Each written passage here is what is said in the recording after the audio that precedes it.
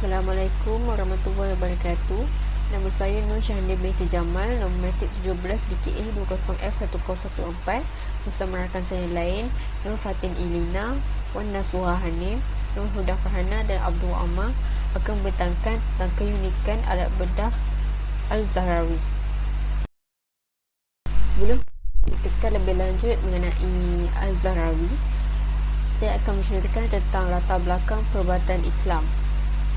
Zaman pertengahan menyaksikan tamadun Islam berkembang dengan jayanya dalam pelbagai bidang. Mereka telah menghabiskan seluruh tenaga dan usaha mereka demi memastikan umat Islam tidak dipandang rendah oleh masyarakat lain.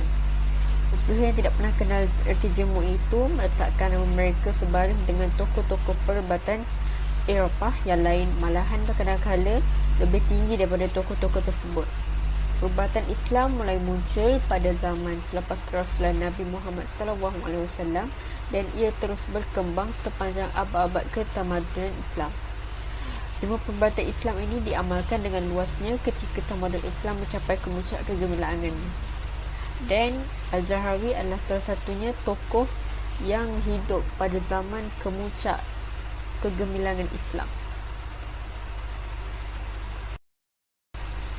Namun, selepas empayar Islam yang gemilang mulai lesap, banyak karya perubatan dari zaman Islam, iaitu salah satunya Al-Tasrif, iaitu karya Al-Zahrawi, mulai muncul dalam bahasa Latin dan mempengaruhi cara pemikiran dan amalan sistem Barat.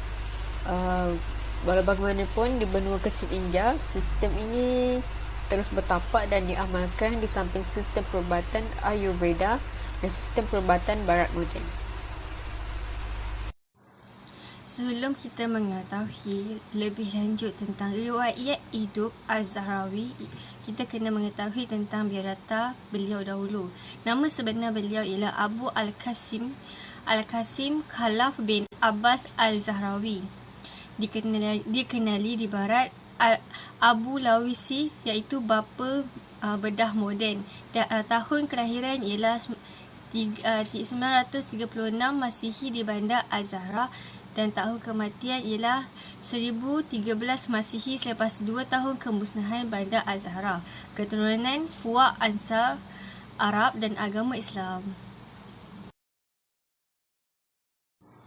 Beliau telah mengamalkan profesinya di Bandar Al-Zahra sebagai pengawal perubatan, pakar bedah dan ahli farmasi. Oleh kerana ketokohan Al-Zahrawi sebagai pakar perubatan dan termuka, beliau telah tersohor di negara Sepanyol, Afrika Utara, Kerajaan Islam Timur dan Eropah Barat.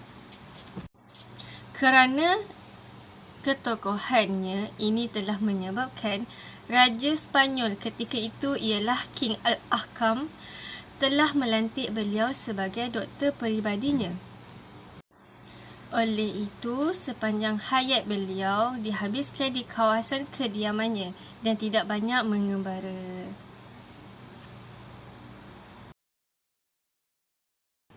Seterusnya ialah sumbangan Al-Zahrawi kepada masyarakat dan perubatan moden. Sepanjang hayat beliau, 30 naskah perubatan telah dihasilkan yang merangkumi bidang pembedahan, perubatan ortopedik, otomologi, farmakologi dan nutrisi. Kesemua karya ini diterjemahkan ke bahasa Latin. Berdasarkan terjemahan ini, beliau telah terkenal di Itali pada kurun ke-13 Masihi.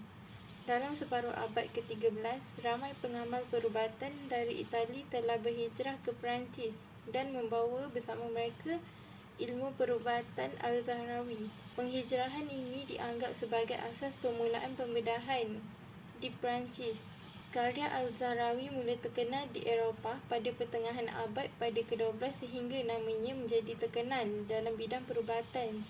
Seterusnya ialah sumbangan Al-Zahrawi kepada pembangunan masyarakat ketika zaman dan sesudah zamannya. Nombor 1 ialah menyediakan maklumat tentang ilmu perubatan yang boleh digunakan dan menjadi rujukan kepada masyarakat. Yang kedua ialah menyediakan ruang untuk khidmat penjagaan kesihatan yang baik. Yang ketiga, melahirkan calon doktor bedah yang berkualiti.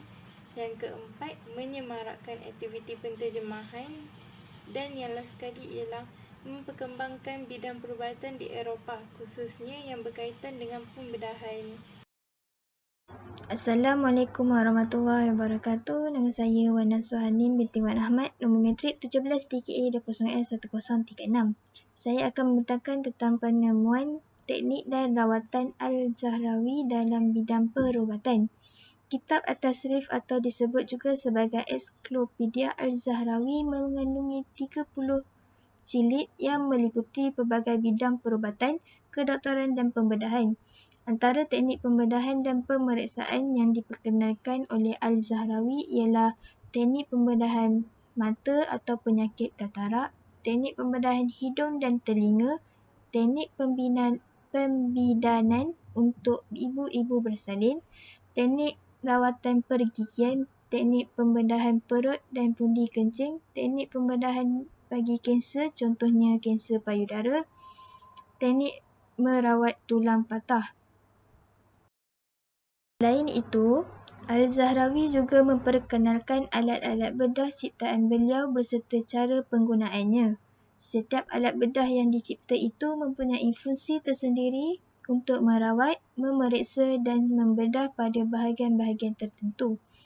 Alat-alatan bedah beliau juga kurang dari 150 alatan. Al-Zahrawi juga mencatatkan alat-alat bedah yang diperbuat daripada besi adalah lebih baik daripada bahan lain seperti emas.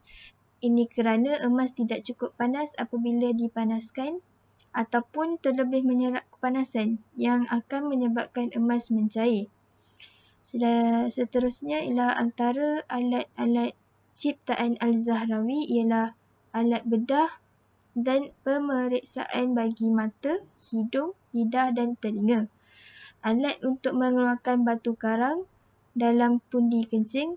Yang ketiga ialah alat untuk mengeluarkan sel kanser tahap 1 seperti kanser peringkat awal. Yang keempat ialah alat untuk mengeluarkan janin mati daripada perut ibu.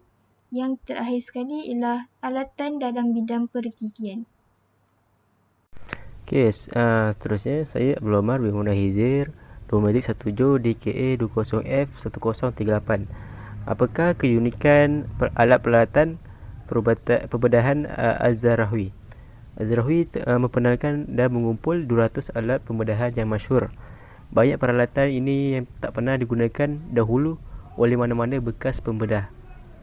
Sebagai contoh, alatnya ialah pembalut dan plastik berpelekat yang masih digunakan dalam hospital di seluruh dunia. Penggunaan plastik bagi membendung kesan patah tulang menjadi suatu asas praktikal piawai yang biasa digunakan oleh ahli perubatan Arab. Kedua, sinar atau catgut dan forceps. Kegunaan sinar atau catgut oleh Abu Al-Qasim untuk tujuan jahitan luka bahagian masih diamalkan dalam perubatan moden. Yang ketiga, kauteri dan kekang atau dinamakan ligatur. Suatu alat perubatan ini istimewa digerar kauter digunakan untuk aktiviti cauterization pada arteri. Telah terdahulunya dijelaskan oleh Abu Qasim dalam kitab Al-Tasrifnya. Yang keempat, kapas dishing ialah pembedahan pertama yang digunakan kapas sebagai satu amalan dressing perubatan untuk mengawal pendarahan. Okey, seterusnya yang kelima, litomi, pisau bedah dan jarum pembedahan. Diciptakan satu litomi pisau bedah dengan dua pemotong tepi tajam supaya ia dapat menjalankan pengularan batu karang dalam buah pinggang ataupun ginjal atau dalam urinary bladder. Okey. Seterusnya peralatan lain. Peralatan lain seperti pisau bedah, kuret, regulator, sudu perubatan, bunyi alat perubatan, hok pembedahan, rod pembedahan dan spekula dan lain lagi. Okey. Sekian, terima kasih.